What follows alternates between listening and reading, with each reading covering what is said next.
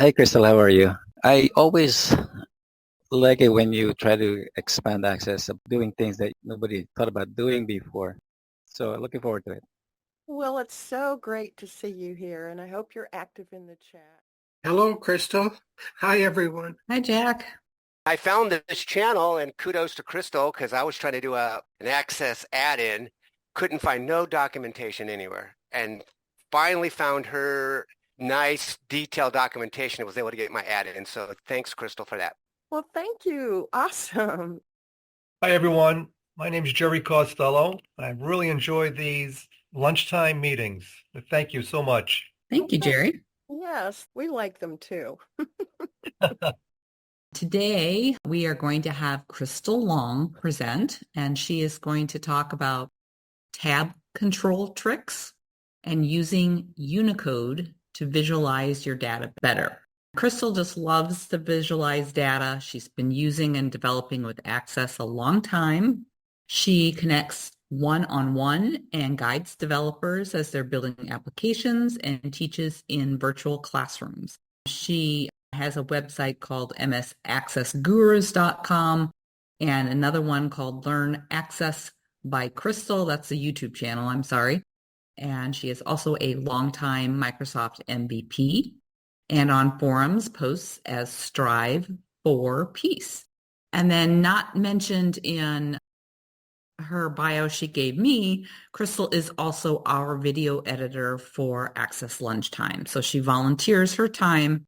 I think it takes her quite some number of days each month to transpose the Zoom recording into a nice YouTube video, and she does an awesome job. Without further ado, please welcome Crystal and go ahead and share screen, Crystal, and take it away. Oh, thank you so much, Maria. Hello, everybody. This is Crystal. Thanks for being here.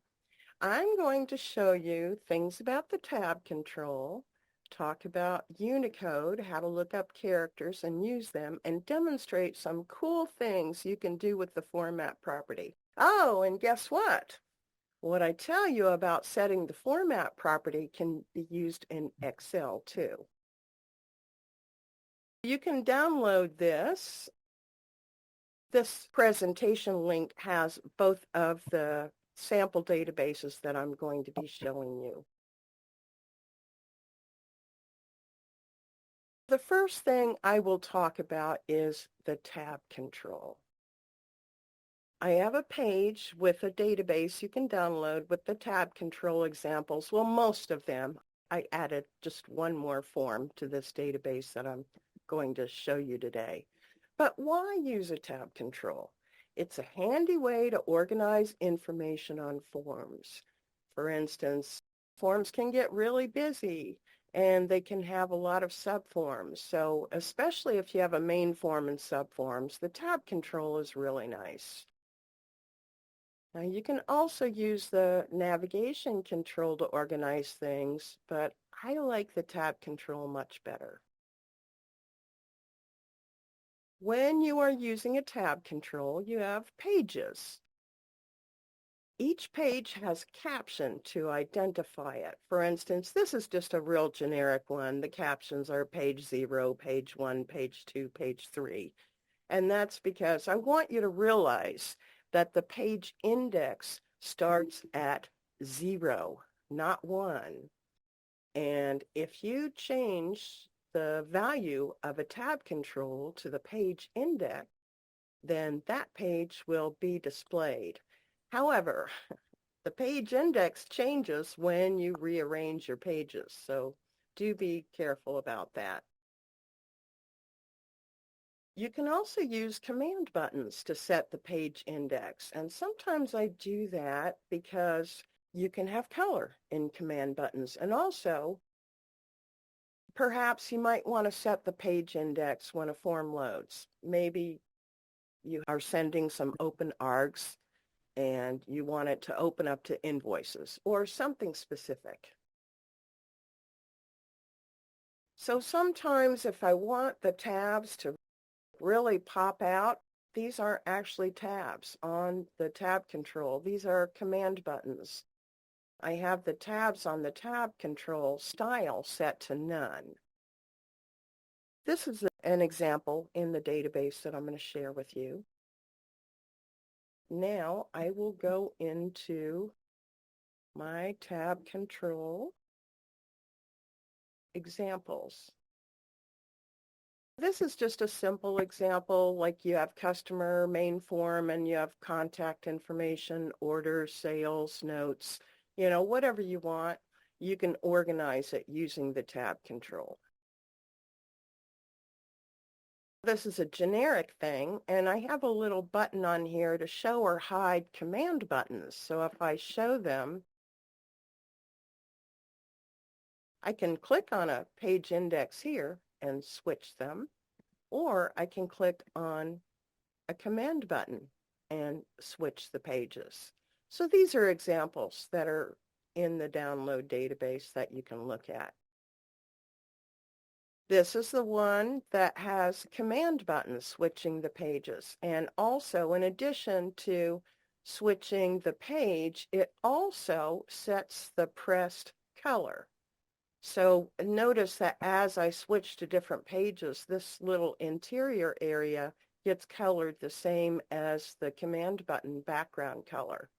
And there's code in there to do that,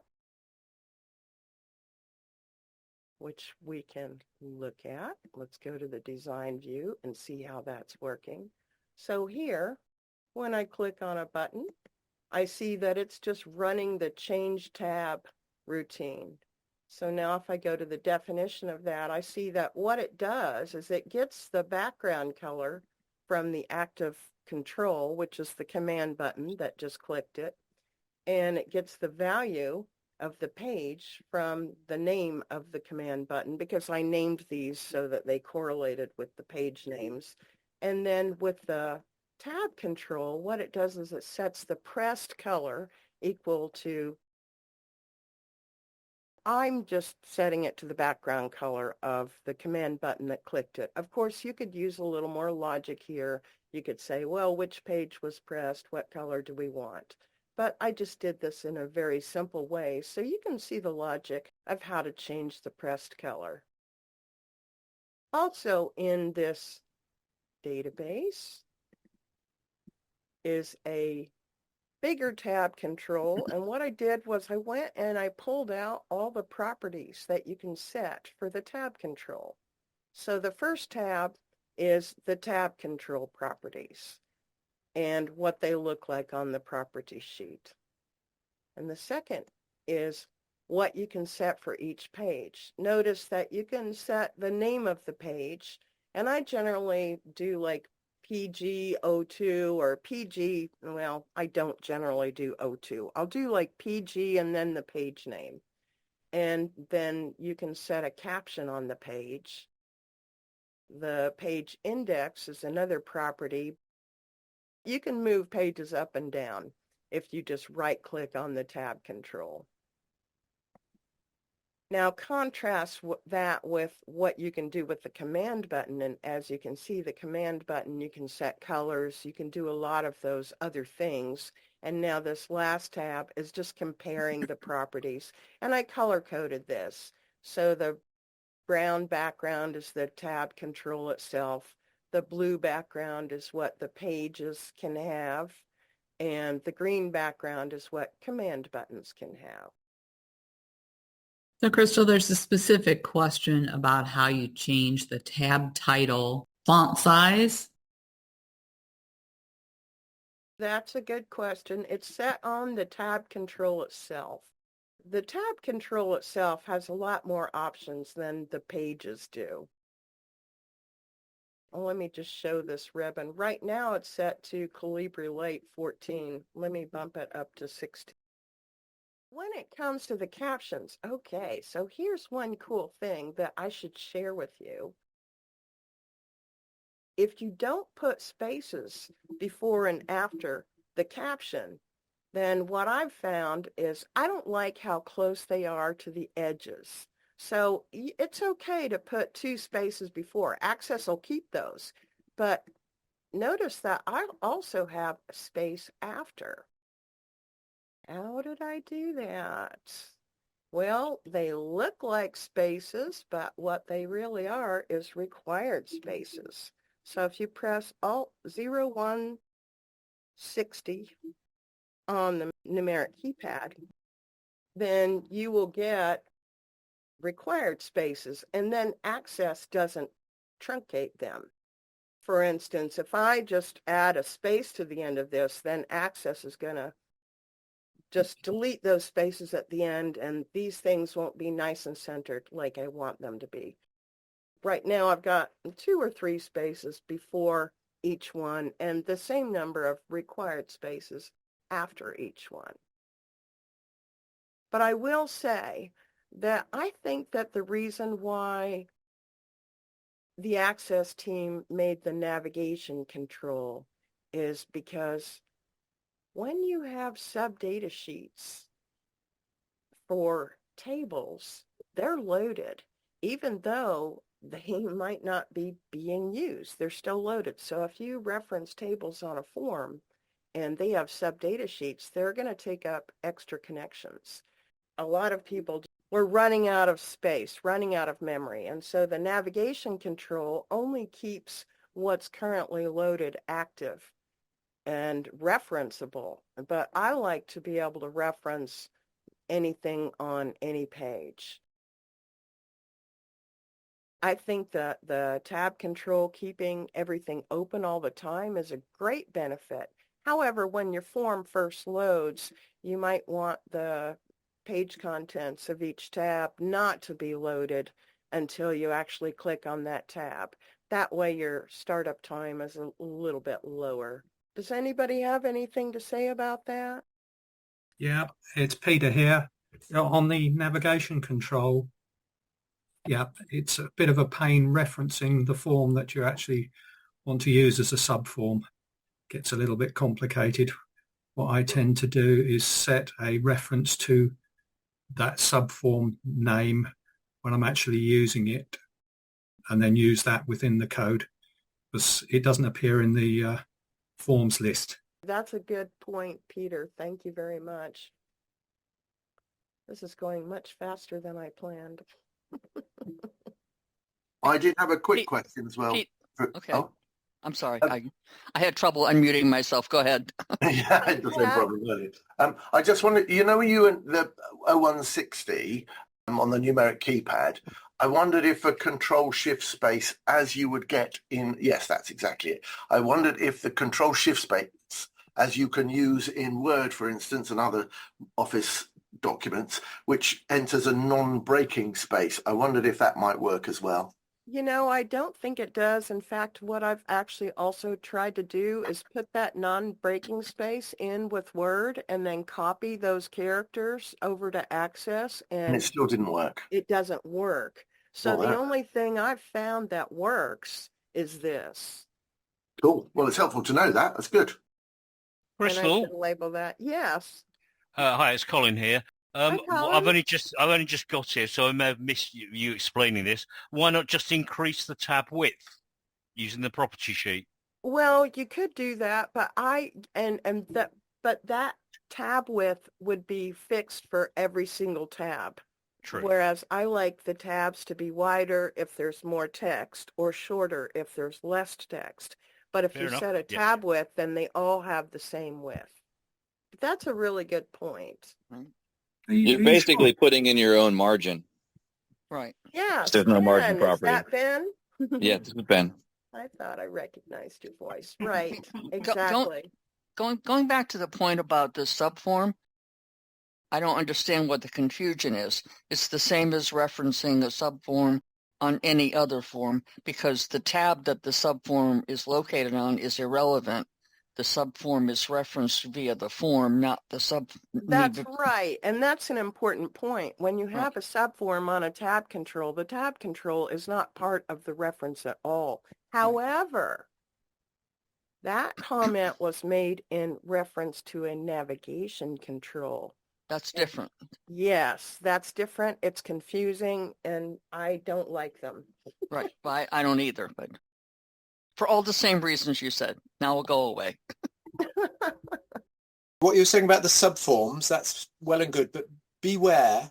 I don't know if you're going to bring this up later in your talk, but when you're on a subform, is on a tab page of a tab control, its parent is no longer the form.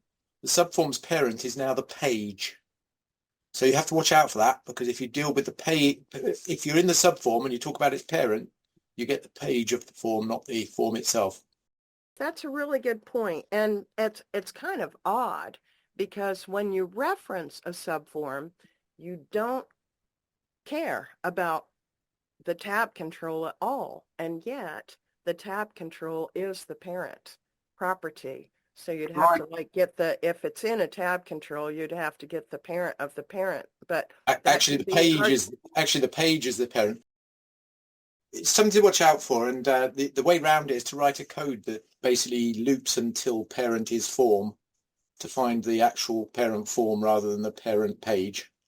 Ah, good suggestion. Right. The parent of the page is the tab control, so you've got 3 levels deep. Can I just add that is not unique to this? No. There are numerous situations within the Access object model where you can have a parent and you can also be listed. You can obviously the parent lists you as one of its objects or controls or whatever collection you're dealing with, but so can its parent. Like if you look at an associated label, for instance, that shows the same behavior. You basically should never rely on the fact that because something can be called from someone else's collection that is necessarily the parent. That's right. The subform is a child of both the page, the tab control, and the form. Exactly. There are all sorts of exampple of that across the thing. So really I raised it because tab control idea. Hang on a second. Sorry, you've really got to get away from the idea that is something you can rely on. Go ahead. Yeah, and I was saying tab controls is where it first manifests itself. It often gets you. So I think the main gotchas with the tab control is you have to be careful, especially if you have large record sets, about loading things when a page is pressed as opposed to just keeping everything loaded. So when a form closes, you want to unload subforms that aren't going to be showing. Crystal, just as a tip, I found that if you put like a text box on a tab control and you don't have an associated label with it, that text box will show up on every tab. I don't think that's quite right. I think it's important, like here, I'm going to insert a text box. Now notice it highlights this tab control, but what if I put it over here and I just drag it now to this page? I've not put this on the page itself. I've actually, even though it's showing up here, when I go to page 2, it's still here. Page 3, it's still here. And the reason why is because of the way I added it. Oh. Yeah. Okay. Well, I guess that does make a difference, doesn't it? It does. So you have to be very careful when you add things. I'll just delete that. Like I'll do the text box again. If I want it on this page, I have to make sure that page is selected, highlighted. Oh, yeah, I can see that actually, because I've done that where you've actually added on the tabs, but I've also seen it like what you just explained. I'm using the wrong form to demonstrate. That's my one with command buttons. Let me get a different. I think, Crystal, it's because you had the tab selected rather than the page. You exactly onto the tab, not onto the page. And can I just add, while you're doing that, that this has come up, and I think this probably came up originally from trying to move something from off the tab control to on the tab control. And the way to do that, and you can't just drag it as you might think graphically. What you have to do, you have to cut it, and then before you paste it, you have to select the required page. Then when you've selected the page, not the tab thing at the top, but the page itself, then you paste it in, then it should go onto the page itself. Exactly. That's how you move something. You can't move something onto a page just by dragging it. Yeah, I can't just drag this onto this page. Exactly. I mean, it'll be on every page. So I'm going to undo that. So what Adrian is saying is you have to cut it. So I'll just cut it here. And now I'll click on this. No, not there. That's a tab. You would need the page. There you go, the page. Right, exactly. Now I have the page. Now where it's going to put it is at the bottom. That might not be where I want it, and it makes the tab control bigger. So that's just something that you need to be aware of. Whenever you paste to a page in a tab control, what you're pasting is going to go on the bottom below other things, even if that's not where you want it to be. I'm not sure. And that's it's really true. annoying. It resizes the whole size of the tabs. I hate that part. Yeah. Before we move on, can I just address that? Because I think if you select just the page rather than an item in the page, you had that bar thing selected. Yeah, if you just select the page itself, it might paste. You can paste it in again and see what happens. Let me make this smaller. Goes up the top. And let me paste it now with this selected. Well, this is what you did before, and that's when it went off. It still goes down there. It doesn't matter. Right, okay, yeah, fair dues. It doesn't matter what's selected. It's going to go at the bottom of the page. I thought I'd had different things, but I can see what you're doing there, and it seems that maybe I was mistaken. I don't know.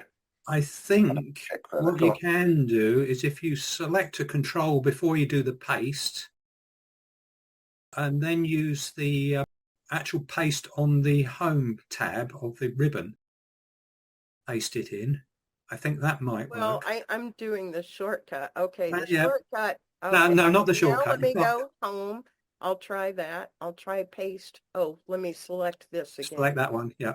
And I'll paste now. It still goes at the bottom. Still goes there. I thought I'd got around that, but no. Yeah, you're right. It's a pain.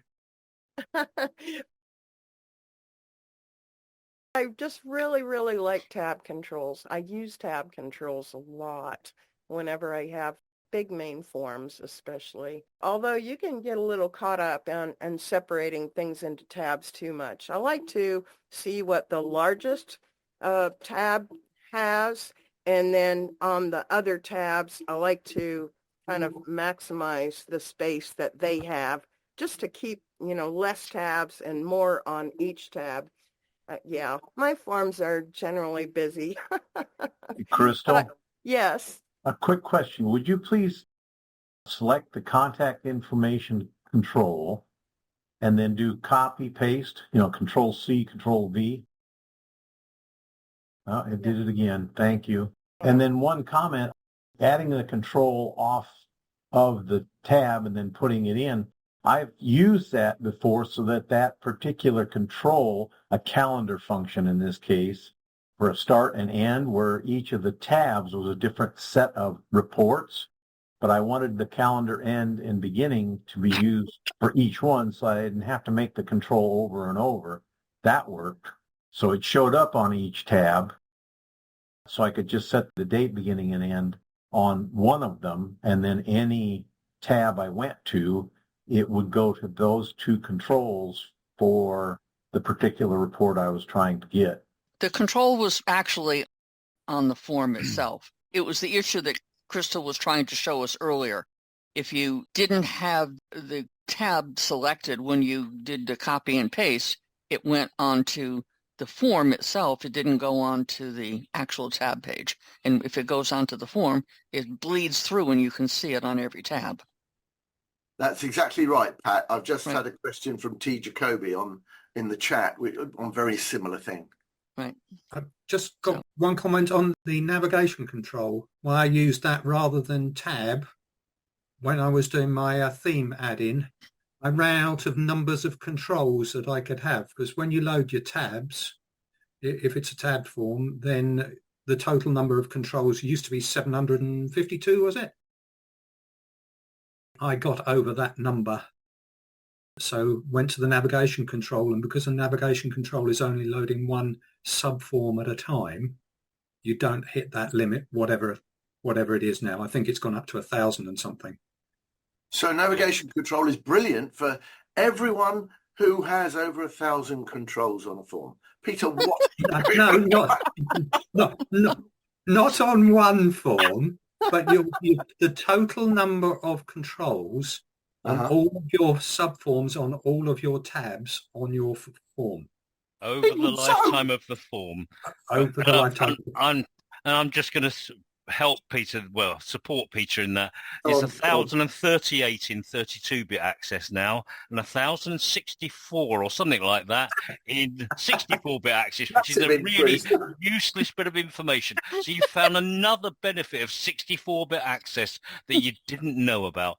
And there was another thing I was going to say, though, on tab control earlier, which I've raised my hand, I'll lower it now. And that is, if you use automatic form resizing, it doesn't play particularly nicely with tab controls. You have to do a bit of manual manipulation to get it to work properly. But then on the other hand, navigation controls are a pain as well because they have layouts, unless you remove them. I prefer neither of them. I prefer making my own navigation control, but not using the built-in access one. So it looks the same, but it's coded differently. I'll shut up now. Thank you, Colin. Very good points, and great to have more useless information, although it's really not all that useless. Sorry, just coming back to that. You said over the lifetime of the form. Does that mean it applies even if you're late binding the subforms, so there's only one loaded at a time? I don't understand that. Sorry, Neil. It's however many... Every time you add a control to a form, it's added to the lifetime of the form. Even if you delete it later, it's still in the total count. So once you reach that absolute limit, you cannot add any more control to the form. I have an article on this boring subject on my website. Well, please. Thank you. Something I wasn't aware of. I don't think I've ever hit 1,034 controls in a form yet. It's easy to do it by cloning subforms. I cloned my calendar subform to test the limit. And Neil, that late binding wouldn't have any effect because the control is already there. You're not adding it again, so you're not increasing the number. Yeah, I understand now. You're just changing what's in it. And also, I know and the controls are on the subforms, not on the tab anyway. So there's only one subform control on the tab. Can we go back to Peter's comment about the themes? Now I'm confused. It sounded like what he was saying was that Access was counting not only the tabs, the controls on the main form, but it was also counting controls on the subforms, and that's why you were exceeding the 1,000 control limit. Is that what you were saying? Yes. That can't possibly be the case. It's got to just be the subform control. It could just be great big tables. Right. Yeah, I mean, that's what I thought, too. It counts the subform control as one, not as 40 or however many controls there are on the subform. That would be my guess. I must have just hit the number then, having redone things. I was just like to comment that when Pat said just then, I'd like to go back to, I thought she was going to be sensible and say, I'd like to go back to tab controls and let Crystal take over. What a thought. I'm going to make a suggestion. I do. Can I ask questions? Yeah, I want to make sure that Crystal knows that we're halfway through in case she wants to move on to the other Unicode. It's up to you, Crystal. We're not nearly halfway through. Thank you, Maria. Yes, maybe we'll move on and we can come back to this. Well, I'm going to make a suggestion, Crystal. Yes, thank you, George. You can do the research and find out what the real answer is and report in a future meeting.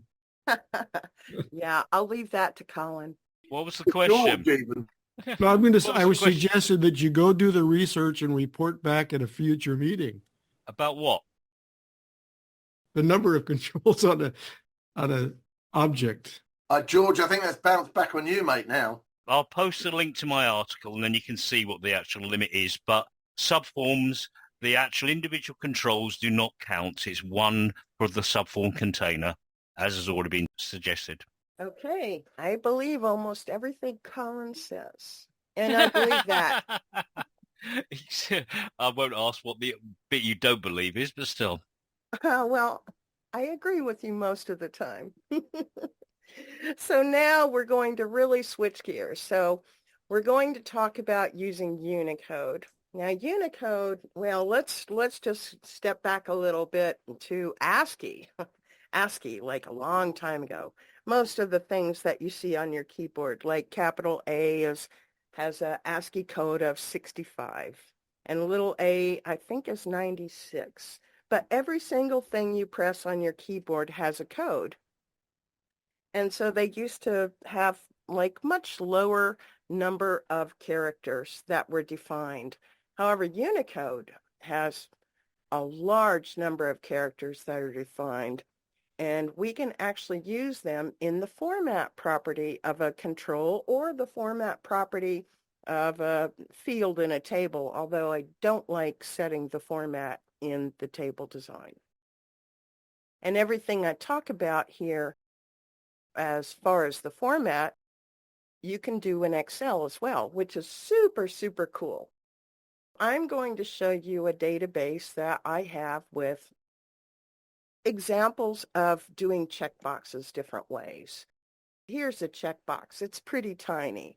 Instead of using a checkbox control, you can use a text box control, and you don't even have to put any code in there. You can simply modify the format. I have here a database that you can download, and it has all these examples in it. What this looks like checked, what it looks like if it's not checked, and what it looks like if it's not filled out. So there are 4 parts to a numeric format code. The first part is what's positive. The second part is what's negative. The third part is 0.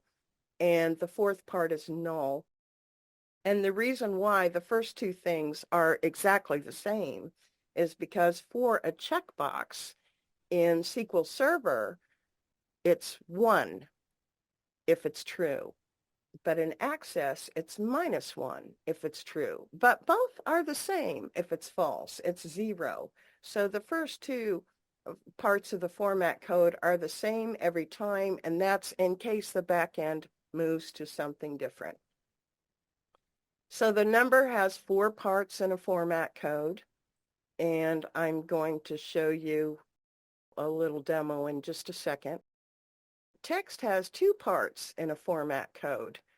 The first part is whatever the text is, and the second part is what you want to show if it's null or a 0-length string.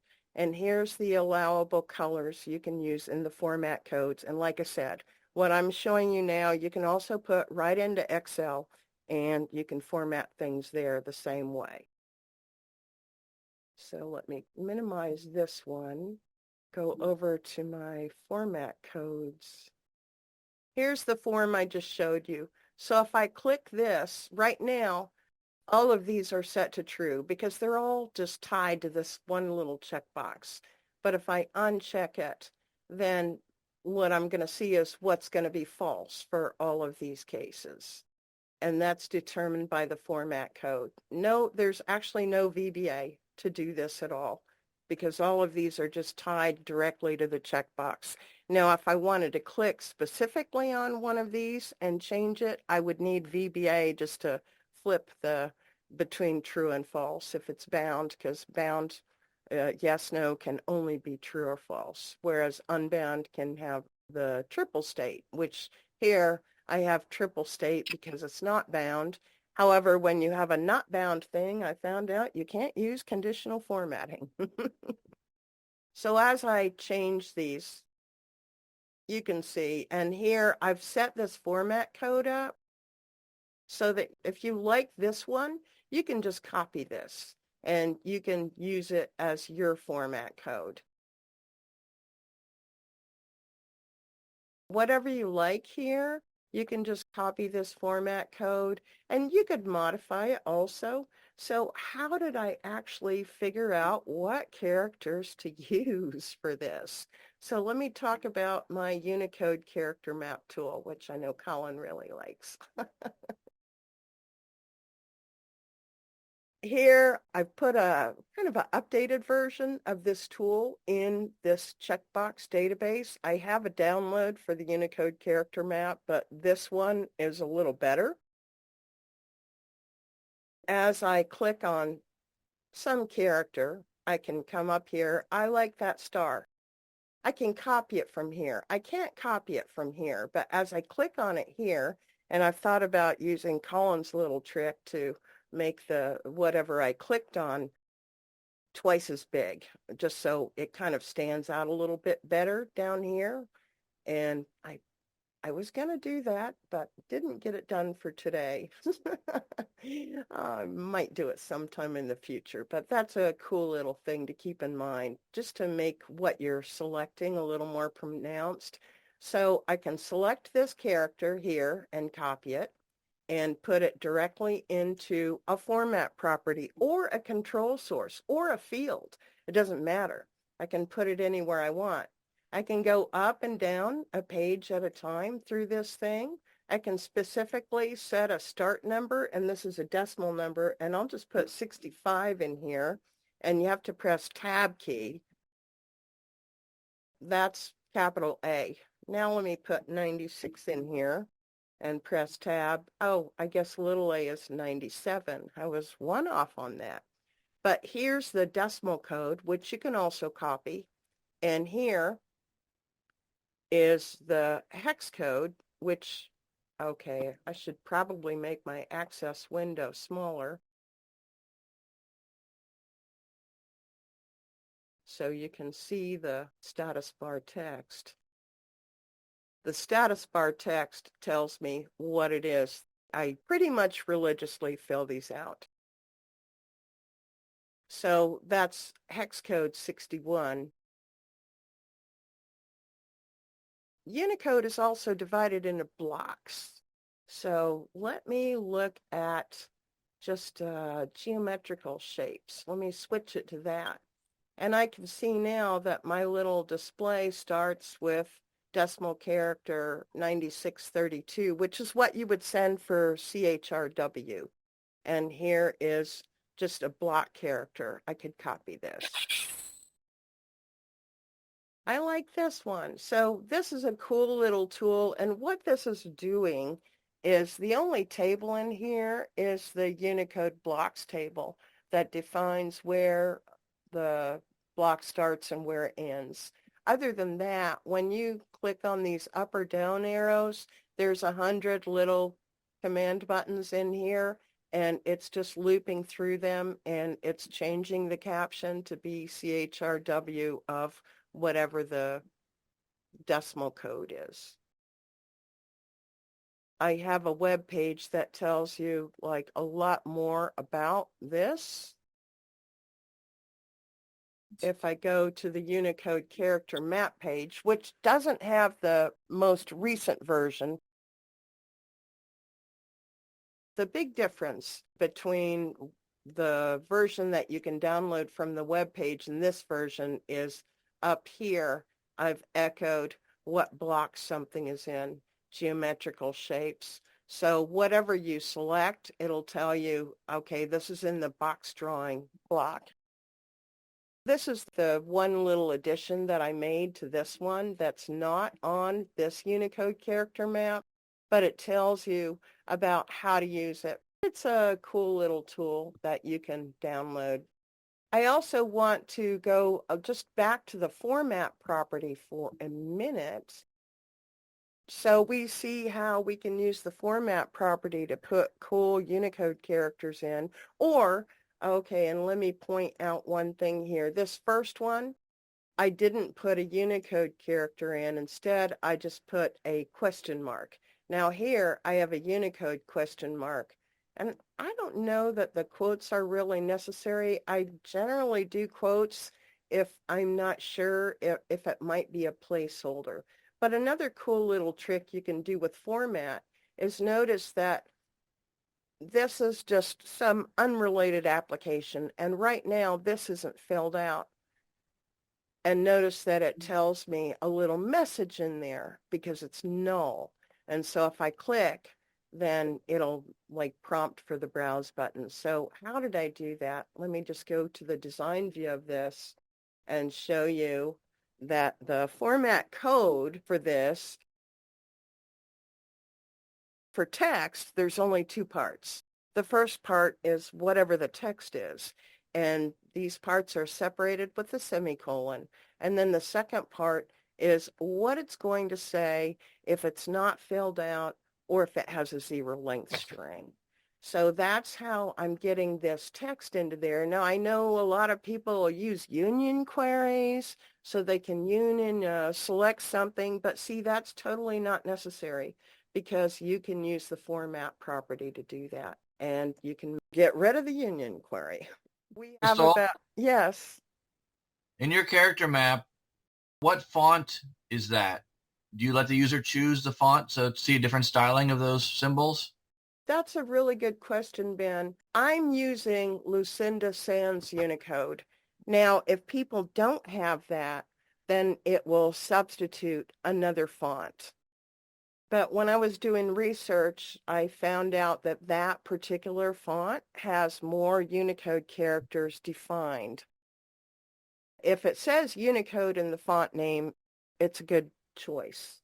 However, when so people need to know that if they're going to, if I wanted to copy and paste from this, I'd have to make sure I pick Lucinda as the font for my destination. Not really, because this just has like a lot of unusual characters also that nobody would use, like, you know, the Japanese and Chinese and all kinds of other stuff. I think for most part that these characters that you copy will render an Arial or Times New Roman or Aptos or a common font. If you find that the character does not render, then yeah, you're going to have to choose a different font. And thanks for bringing that up, Ben. That's a good consideration, is the font that's rendering it. My next question was going to be, how is this different than the regular character map besides being a little bit bigger? It's different because,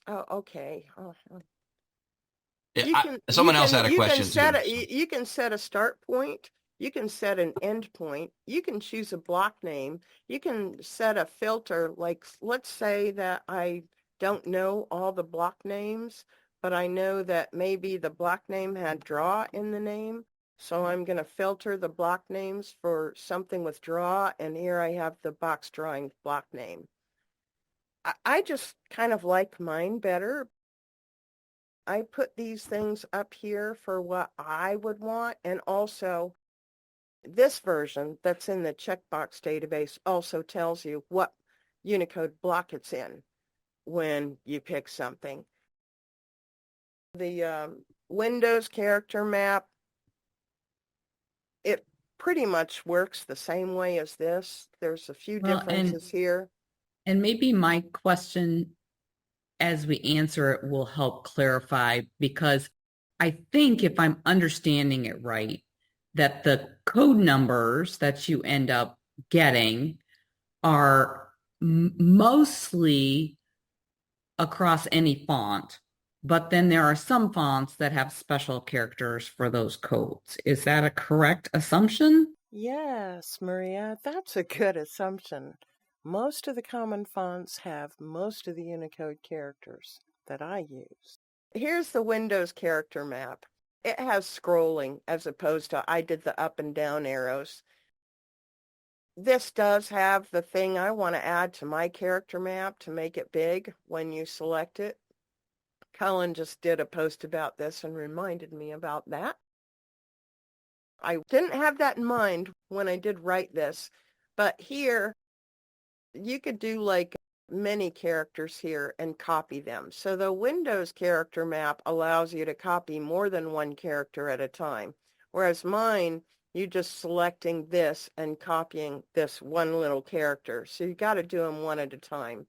But you're copying the actual character. It's not like you're getting a code number, like an ASCII number. Well, if I copy this, then I am getting the decimal Unicode. So if I wanted to put it into a CHRW function, for instance, this is what I would want, not the actual character itself. Or if I went to the Windows map, could I go to the 2602 and see the same thing? I don't think this lets you specify a starting point. Got it. You just have to kind of scroll through it. This is all the things in a particular font, all the characters in a font. And I don't know. Oh, there is a little go to Unicode button here. Let's test that. Let me copy this umbrella here, and let me go over here and let me paste the umbrella, and let me see if it finds it.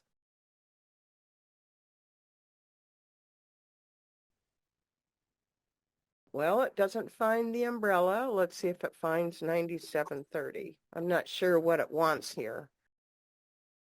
Oh, well, 9730, but it's certainly, okay, maybe it wants the hex code. Let me give it the hex code.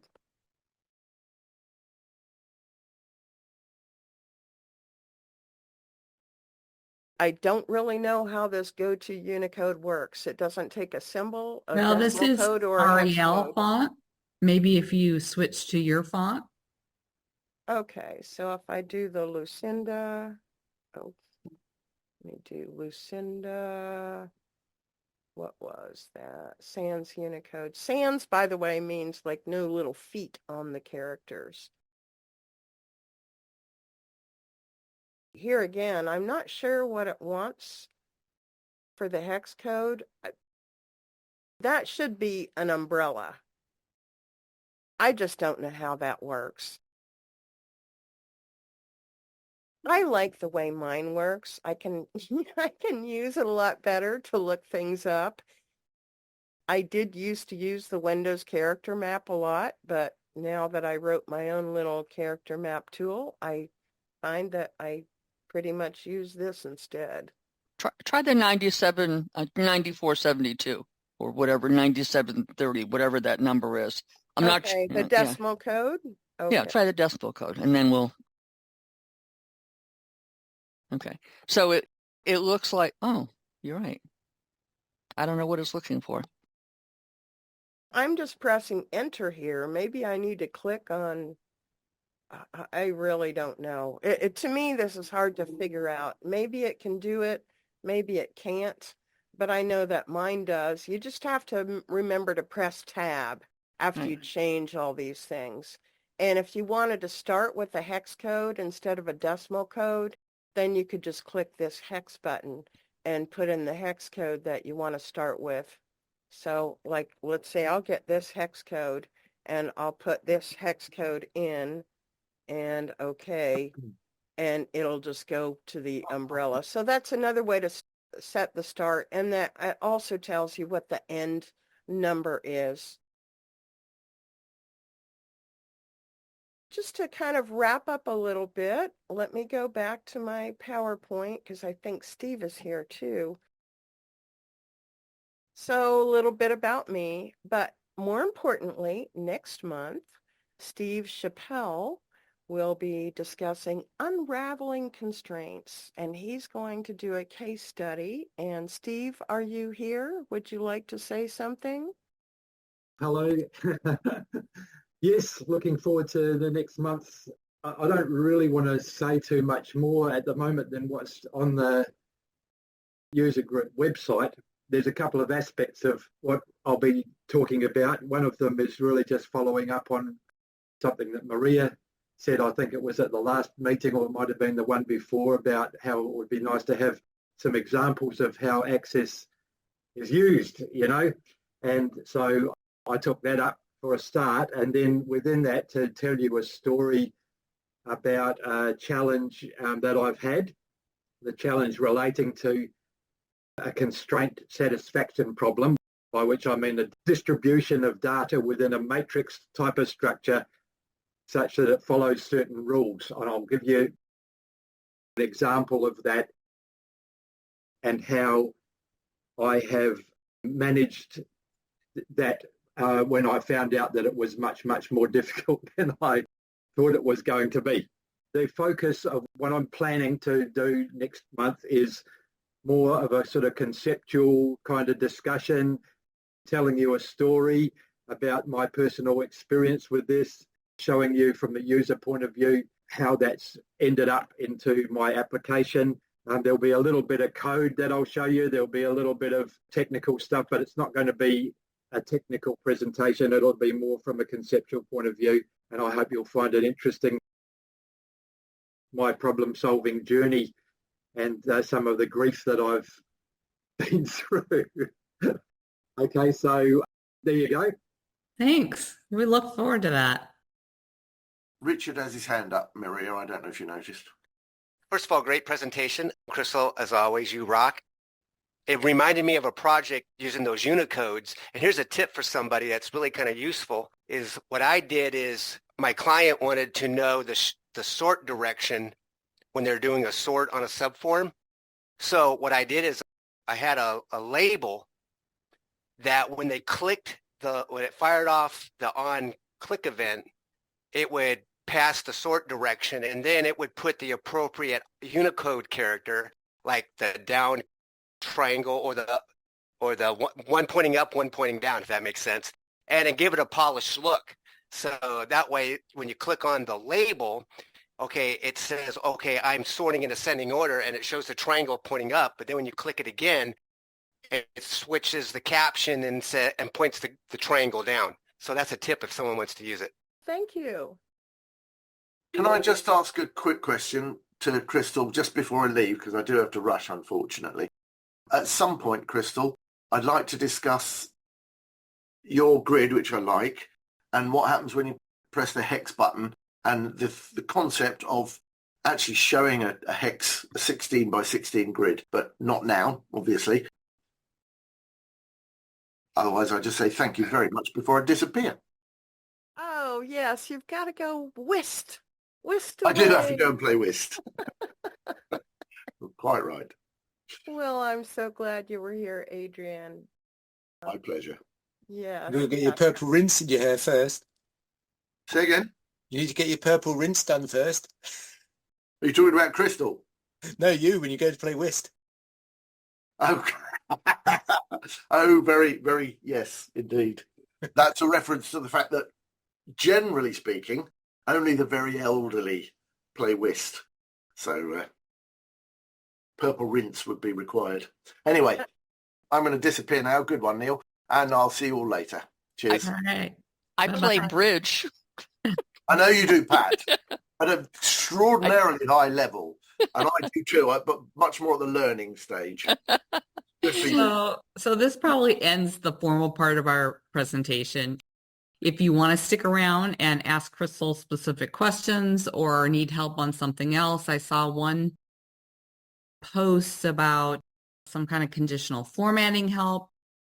A few of us would be happy to stay around for a bit to chat. I just want to make sure I have the link to your stuff, Crystal. That's the one that says Guru's presentation, tab control, unicorn format, HTML. That's your PowerPoint. That's a web page. You can get the PowerPoint, and it also has links to the other two tools that I showed you. Okay. All right. That's all I need. Thanks. Thank you, Pat. Very nice job, Crystal. Yes, excellent. Thank you. Thank you. Thank you.